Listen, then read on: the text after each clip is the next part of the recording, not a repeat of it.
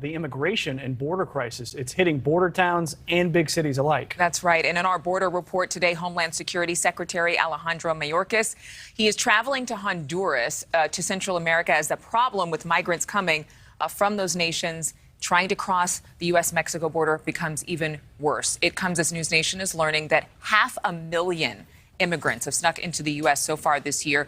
That's more than all of last year. Border correspondent Robert Sherman is live in Hidalgo, Texas, with these alarming new numbers. And for those who, obviously, Robert, care and compassionately want the situation to be dealt with, it really is about a lack of resources. Lack of resources is a big part of it, Adrian. And when you talk to law enforcement down here, it seems as though every conversation topic has them concerned, whether it's the number of drugs that are coming into the United States and how do you combat that, the total number of migrant encounters.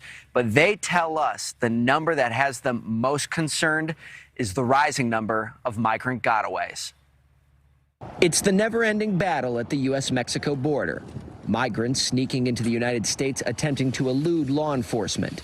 Those who succeed or aren't even chased due to a lack of resources are referred to as gotaways. New numbers confirmed to NewsNation by multiple DHS sources show that so far this fiscal year, there have been over 500,000 gotaways. The fiscal year won't end until October. Compare that to all of fiscal year 2021, where there were about 389,000. It's a sharp increase. We don't know where these people are coming from, who they are, and what their intentions are here in the United States. And that keeps us up at night. Brandon Judd, president of the National Border Patrol Council, says the numbers only tell half the story. That's all law enforcement knows about. But it's widely accepted the true number is significantly higher. A number that has decreased is the migrant encounters.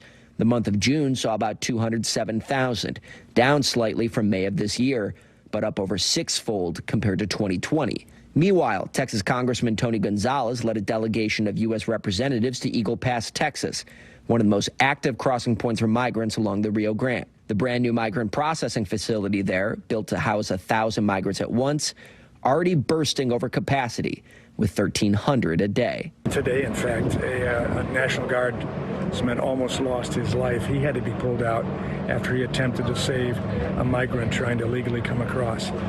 This can't go on. And you heard from Congressman Wahlberg there the issues of drownings in the Rio Grande. 4 migrants have drowned in the Eagle Pass area just this month. That includes 1 infant swept away. So this is just the everyday reality down here on the U.S.-Mexico border. Adrian? Robert, what more do we know about the security secretary meeting with the president of Honduras today? Well, this is all part of the federal government's initiative where they're trying to be a bit more proactive when it comes to the border, try and find ways to deter migrants from coming by improving lives of those who are living in Central and South America. Honduras is one of the major countries. It's part of the Northern Triangle with El Salvador and Guatemala. So this could be a potentially pivotal meeting today with Secretary Mayorkas. It'll be interesting to see if any tangible policy comes out of this meeting today. Adrian? I can make some guesses. Robert, thank you very much. Thank you for watching. Go to newsnationnow.com to find NewsNation on your television provider. And don't forget to click the red subscribe button below to get more of NewsNation's fact-driven, unbiased coverage.